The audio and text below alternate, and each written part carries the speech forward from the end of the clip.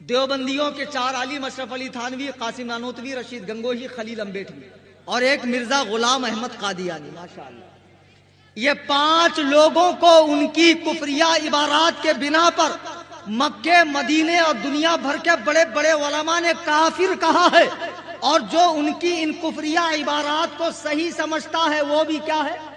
کافر۔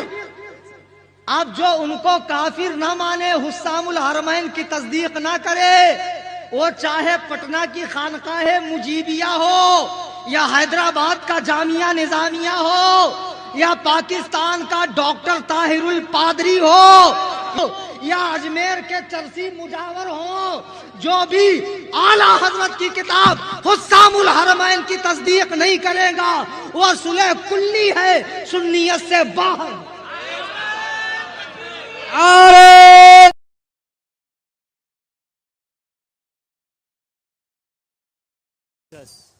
جماعت، یہ دیوبندی جماعت، تبلیغ جماعت جو گاؤں گاؤں، دیہات دیہات، قریہ قریہ پہنچ کر دین کا کام کرتے ہیں، آپ کے گاؤں میں نہیں ہے لیکن اڑوس پڑوس میں ہے، اڑوس پڑوس میں ہے آپ کے۔ یہ تبلیغ جماعت والے، ان کے علماء دیوبند، ہمارا ان سے اختلاف کہاں ہے؟ 100 سال کے اندر اختلاف ہے، 100 سال سے اوپر اختلاف نہیں ہے، 100 سے 150 سال، اس سے اوپر اختلاف نہیں ہے۔ ان کے علماء نے اپنی کتابوں میں اللہ کے نبی علیہ السلام کی جناب میں، ان کی بارگاہ باعظمت میں ایسے خبیث کلمات لکھے ہیں جسے پڑھنے کے بعد مومن کی روح کانپ جاتی ہے، جیسے خباثتوں کا خمیر۔ دیوبندی جماعت کا سریل امیر ملا اشرف علی تھانوی کہاں پیدا ہوا تھا؟ تھانہ میں، اور مرا کہاں تھا؟ پخانہ میں۔ اشرف علی تھانوی نے اپنی کتاب حفظ الایمان میں سرکار علیہ السلام کے علم شریف کو بچوں، پاگلوں، جانوروں، درندوں، جمی حیوانات کے برابر کہا ہے۔ کلیجے پر ہاتھ رکھ کر بتاؤ، ایسی خبیث بات کہنے والا مسلمان ہو سکتا ہے؟ دیکھو مدینہ شریف میں اللہ کے رسول علیہ السلام مسجد نبوی میں بیٹھے ہیں، صحابہ کرام کا ہجوم ہے، صحابہ بیٹھے ہوئے ہیں، ایک اعرابی اللہ کے نبی کی بارگاہ میں آتا ہے، ایک بدو اللہ کے نبی کی بارگاہ میں آتا ہے، کہتا ہے اللہ کے رسول میرا اونٹ گم ہو گیا ہے، یہ بتائیے میرا اونٹ کہاں ہے؟ آنے کے بعد وہ سوال کرتا ہے، 2 لوگ اللہ کے نبی کی بارگاہ سے اٹھتے ہیں، یہ 2 لوگ مسلمان ہیں، نبی کے پیچھے نماز پڑھتے ہیں، رخ والضحیٰ کو دیکھتے ہیں، زلف واللیل کو دیکھتے ہیں، یہ دونوں مسلمان ہیں، یہ دونوں باہر نکل کر کہتے ہیں کیسا پگلا ہے، اگر اونٹ گم ہو گیا ہے تو جنگل میں تلاشنا چاہیے، کھیت کھلیان میں تلاشنا چاہیے، ارے نبی کو کیا معلوم اونٹ کہاں ہے؟ انہوں نے کتاب نہیں لکھی، انہوں نے مدرسہ قائم نہیں کیا، انہوں نے یہ عقیدہ قوم کو نہیں دیا کہ نبی سے زیادہ علم شیطان کو ہے، یہ نہیں کہا نبی جیسا علم بچوں، پاگلوں، جانوروں کو ہے، صرف اتنا کہا اگر اونٹ گم ہو گیا تو نبی کو کیا معلوم؟ یہ کہہ کر یہ لوگ واپس آئے تو بلبل سدرا حضرت جبریل امین قرآن کی آیت لے کر اتر رہے ہیں، قرآن کی آیت لے کر اتر رہے ہیں۔ اللہ کے نبی نے ان سے پوچھا یہ بتاؤ یہاں سے جانے کے بعد تم کیا کہہ رہے تھے؟ وہ کہتے ہیں اللہ کے رسول راستہ کٹنے کے لیے ہم لوگ ہنسی مذاق کر رہے تھے۔ قرآن کہتا ہے وَلَئِن سَأَلْتَهُمْ لَيَقُولُنَّ إِنَّمَا كُنَّا نَخُوضُ وَنَلْعَبُ، جب آپ ان سے پوچھو تو یہ کہیں گے ہم ہنسی مذاق کر رہے تھے۔ قُلْ أَبِاللَّهِ وَآيَاتِهِ وَرَسُولِهِ كُنْتُمْ تَسْتَهْزِئُونَ، تم فرماؤ کیا اللہ، اس کے رسول اور اس کی آیتوں سے مذاق کرتے ہو؟ لا تعتذروا، بہانے نہ کرو، قد کفرتم، تم کافر ہو چکے ہو، بعد ایمانکم، ایمان لانے کے بعد۔ زمانہ خیر القرون کا مسلمان، رسول اللہ کا دیدار کرنے والا مسلمان اگر یہ کہے اونٹ گم ہو گیا تو نبی کو کیا معلوم؟ قرآن کہتا ہے لا تعتذروا قد کفرتم بعد ایمانکم، بہانے نہ بناؤ، تم کافر ہو چکے ہو۔ ایمان لانے کے بعد 14ویں صدی میں انگریزوں کا نمک خوار، نمک حلال ملا اگر یہ کہے نبی جیسا علم بچوں، پاگلوں، جانوروں کو ہے، بتاؤ کیا وہ مسلمان ہے؟ پیچھے والوں کا اس مسئلے میں کچھ اختلاف ہے کیا بھیا؟ ہو سکتا ہے یہاں بھی محقق لوگ بیٹھے ہوں، آج کل بڑے محقق لوگ پیدا ہو گئے، عجیب عجیب پیدا ہو گئے۔ ایک صاحب مجھ سے ٹکرائے، ٹکرانے کے بعد دہلی ایئرپورٹ پر تشریف لائے، ان کا وجود نامسعود جب میرے قریب آیا تو میں نے دیکھا جبل اللحم گوشت کا پہاڑ، معلوم پڑتا تھا کہ ہندوستان کے وزیر رزق و خوراک ہیں۔ بولے مولانا آپ کہیں دیکھے دیکھے لگ رہے ہیں؟ میں نے کہا دیکھا ہوگا۔ بولے آپ کا اس میں گری کیا ہے؟ آپ کا اس میں گری؟ میں نے کہا کلیم حنفی۔ بولے اچھا آپ وہی ہیں جو فون پر مناظرہ کرتے ہیں؟ تو میں نے کہا فون پہ مناظرہ کرنا حرام ہے، شرک ہے، ناجائز ہے، کیا ہے؟ بولے نہیں کچھ نہیں ہے، لیکن آج ہم سے بھی ہو جائے۔ تو میں نے کہا للہ یہ جگہ مناسب نہیں ہے، یہاں پر ہندو ہم دونوں کو مسلمان سمجھ رہا ہے، کہیں گا دو ملا آپس میں کیوں لڑ رہے ہیں؟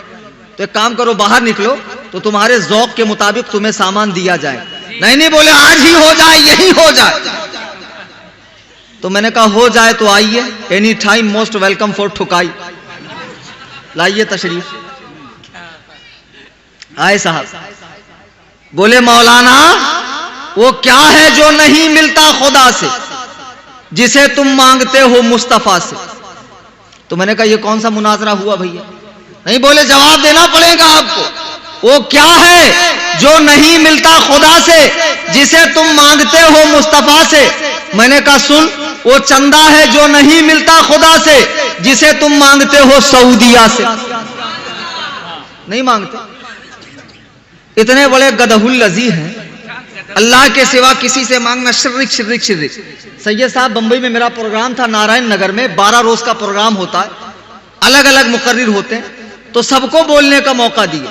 جب میری باری آئی تو پولیس اسٹیشن میں جا کر بیٹھے، بولے اس مولانا کو ہم نہیں بولنے دیں گے، بولے یہ بہت گالی دیتا ہے اور اس کے پوسٹر میں بھی گالی لکھی ہے۔ پولیس والے نے ہم کو بلایا، کہا بھیا آپ کیوں گالی دیتے ہیں ان کو؟ میں نے کہا نا میں تو گالی نہیں دیتا ان کو۔ بولے یہ تو کہہ رہے ہیں کہ آپ گالی دیتے ہیں اور آپ کے پوسٹر میں بھی گالی لکھی ہے، آپ کی تقریر نہیں ہونے دیں گے۔ تو میں نے کہا کہاں گالی لکھی ہے؟ تو ایک پولیس والا مسلمان کھڑا تھا، اس نے پوسٹر پڑھا، بولے یہ شعر پڑھو اس میں گالی ہے۔ پولیس والے نے شعر پڑھا، نثار تیری چہل پہل پر ہزاروں عیدیں ربیع الاول سوائے ابلیس۔ تو ایک وہابڑا بولتا ہاں بس بس، ابلیس سے مراد ہم لوگ ہیں، ہم خود کہہ رہا ہے کہ ابلیس سے مراد ہم ہیں، ہم دیکھو ہم کو گالی لکھی کہ نہیں لکھی۔ تو پولیس والا کہہ رہا جب ابلیس سے مراد آپ لوگ ہیں تب تو بالکل صحیح، ان کی تقریر ہوگی اور ہونا چاہیے۔ علامہ نظامی صحیح کہتے تھے وہابی بولتا مگر سمجھتا نہیں، عقل تو ہوتی نہیں۔ ان کا عقیدہ کیا ہے؟ حضور مر کے مٹی میں مل گئے، عقیدہ ہے نا۔ یہاں کوئی واقعی میں عالم بیٹھا ہو جو درس نظامی کا ماہر ہو تو اس سے پوچھنا، عربی زبان کی ایک لغت ہے لسان العرب، اور لغت کسی مسلک کی نہیں ہوتی، متفقن علیہ ہوتی لغت، ڈکشنری۔ اس میں لفظ حضور کا معنی دیکھو، یہ کیا کہتے ہیں؟ نبی مر کے مٹی میں مل گئے۔ لسان العرب میں علامہ منظور افریقی رحمہ اللہ حضور کا معنی لکھتے ہیں قریب رہنے والا، پاس رہنے والا۔ یہ لوگ خود کہتے ہیں نا حضور صلی اللہ علیہ وسلم، گدھے کہتے بھی ہیں کہ قریب رہنے والے، اور پھر کہتے ہیں کہ مٹی میں مل گئے۔ یہی ان کے اندر ہے۔ علامہ نظامی فرماتے تھے وہابی بولتا ہے مگر سمجھتا نہیں، اور حقیقت ہے نہ ان کے بڑوں کے پاس عقل تھی نہ ان کے پاس عقل ہے۔ بک تو دیں گے، بکتے بھی نہیں ہے، بکتے ہیں، بک دیں گے لیکن معلوم نہیں کیا بکا۔ ایک صاحب بڑے تاؤ میں آئے، بولے مولانا آپ ہمارے پیچھے نماز کیوں نہیں پڑھتے؟ تو میں نے کہا تو مصیبت کون سی یار، میں تیرے پیچھے نماز کیوں پڑھوں؟ نماز کا وقت بھی تو نہیں ہے، تو ہے کون؟ بولے مولانا میں دیوبندی، میں دیوبندی۔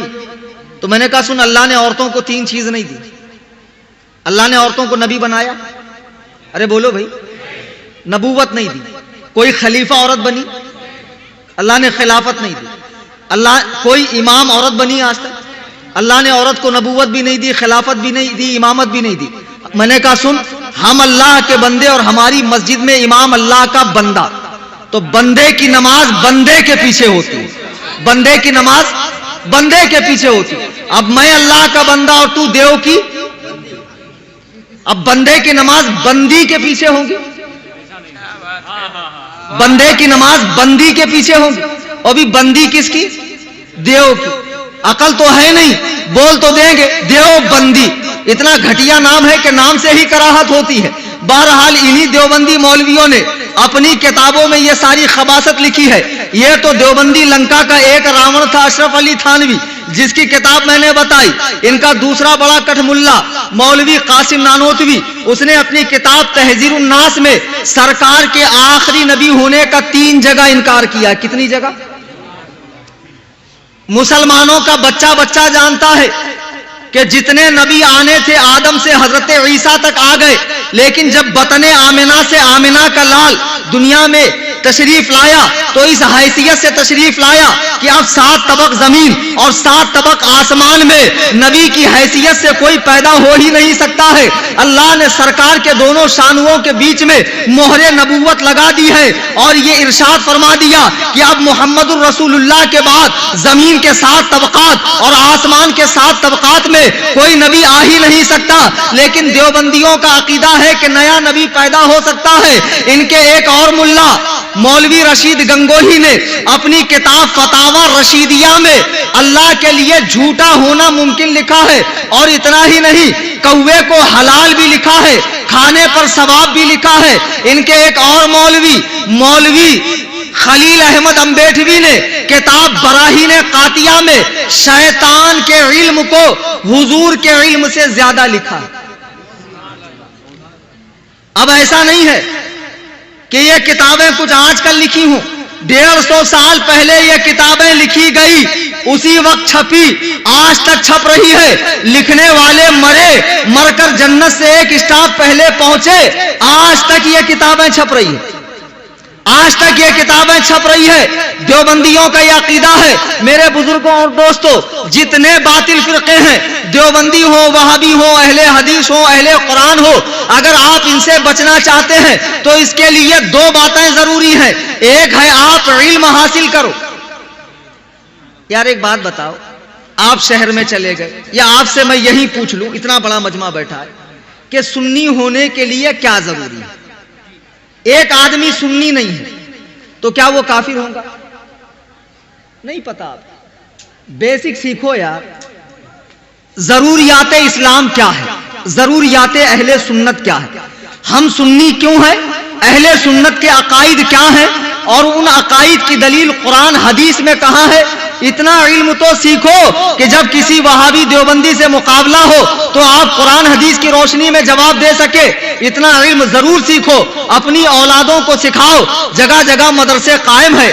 علم سیکھنے کے لیے عمر کا کیا لینا دینا، آپ بوڑھے ہو چکے ہیں، شرم کی کوئی بات نہیں، سیکھیے۔ اب دیکھو، میں اس وقت وہاں تھا روم میں، ایک صاحب آئے تو ان سے میں نے پوچھا نماز کیا ہے؟ بولے نماز فرض ہے۔ استغفر اللہ استغفر اللہ، نماز کیا ہے؟ فرض ہے۔ فرض کا مطلب معلوم ہے آپ؟ عورت کی شرمگاہ کو فرض کہتے ہیں۔ اب ان کو ضاد اور جیم میں فرق نہیں معلوم۔ آپ پڑھتے ہیں قل هو اللہ احد، پڑھتے ہو نا، کیا مطلب ہے اس کا؟ کہہ دو اللہ جھوٹا ہے، احد کے معنی جھوٹا، قل هو اللہ احد، کہہ دو اللہ ایک ہے۔ عربی میں مخرج بگڑنے سے معنی بدلتا ہے، مخرج بگڑنے سے معنی بدلتا۔ اللہ کے بندو، اتنا دین تو سیکھو کہ آپ کی نماز صحیح ہو، روزہ صحیح ہو، غسل صحیح ہو۔ آج کیا وجہ ہے کہ آپ نماز میں کھڑے ہوتے تو پورے ہفتے کا حساب کر لیتے ہیں؟ اس کی وجہ یہ ہے کہ نماز میں وسوسے آتے ہیں۔ وسوسے کیوں آتے؟ جب وضو درست نہیں ہوتی، وضو کے مسائل آپ کو معلوم نہیں، پاکی ناپاکی کے مسائل نہیں معلوم، رات میں کپڑا گندا ہو گیا، کپڑے میں 1 درہم سے زیادہ منی لگ گئی، اب وہی کپڑے گھر کے باقی کپڑوں میں ملا کر دھو رہے ہیں تو سارے کپڑے ناپاک ہو گئے۔ کپڑا پاک کرنے کا طریقہ سیکھو۔ اللہ کے بندو، صرف بڑے بڑے جلسے کر کے نعرے لگا کر کام نہیں چلنے والا، علمی طور پر مضبوط ہونا پڑے گا۔ آج جو ہمارے لوگ وہابی دیوبندی بن گئے، جب میں ان سے پوچھتا ہوں تو وہ کہتے مولانا جب تک میں سنی تھا مجھے وضو کرنا نہیں آتا تھا، مجھے غسل کرنا نہیں آتا تھا، ان لوگوں نے مجھے نماز پڑھنا سکھایا۔ میرے بزرگوں اور دوستوں، اللہ کے لیے سنبھل جاؤ، علم دین حاصل کرو۔ ارے میرے بھائی، نبی نے فرمایا طلب العلم، علم کا طلب کرنا فریضۃ، فرض ہے، علی کل مسلم، ہر مسلمان پر، صرف علماء پر نہیں ہے۔ علماء زیادہ علم حاصل کریں گے، لیکن آپ اتنا علم تو سیکھو جس سے وضو، غسل، نماز، روزہ، حج، زکوٰۃ کے مسئلے درست ہو۔ ہم سنی کیوں ہیں؟ اہل سنت کے عقائد کیا ہیں؟ ہم مسلمان کیوں ہیں؟ مسلمانوں کے عقائد کیا ہونے چاہیے؟ کم سے کم اتنا معلوم کرنے کے لیے تو علم حاصل کرو۔ کہ خالی نیاز کر کر کے پیٹ بڑا کرنا ہے. جیسے ہی اسد صاحب بیٹھے لوگ فوراً دوڑ گئے, پورا کھانا صاف کر دیا ہوگا, کھا کھا کے پیٹ بڑھا رہے. اللہ کے بندو, اللہ قربانی مانگتا ہے اور سنی بیچارہ بریانی مانگتا ہے. دین کے لیے قربانی پیش کرو اور خدا کے لیے قرآن کریم مخارج کے ساتھ پڑھو. میں یہ نہیں کہتا کہ آپ ڈائریکٹ ترجمہ کرنا شروع کر دیں, عربی لغت لے کر آئے اور لفظ کا ترجمہ کرنا شروع کریں. اتنا قرآن صحیح پڑھو کہ آپ کی نماز صحیح ہو جائے. آپ میں سے کبھی کسی نے کسی عالم کے پاس جا کر یہ کہا حضرت دیکھ لیجئے میری نماز کیسی ہے؟ کہا کبھی نہیں کہا.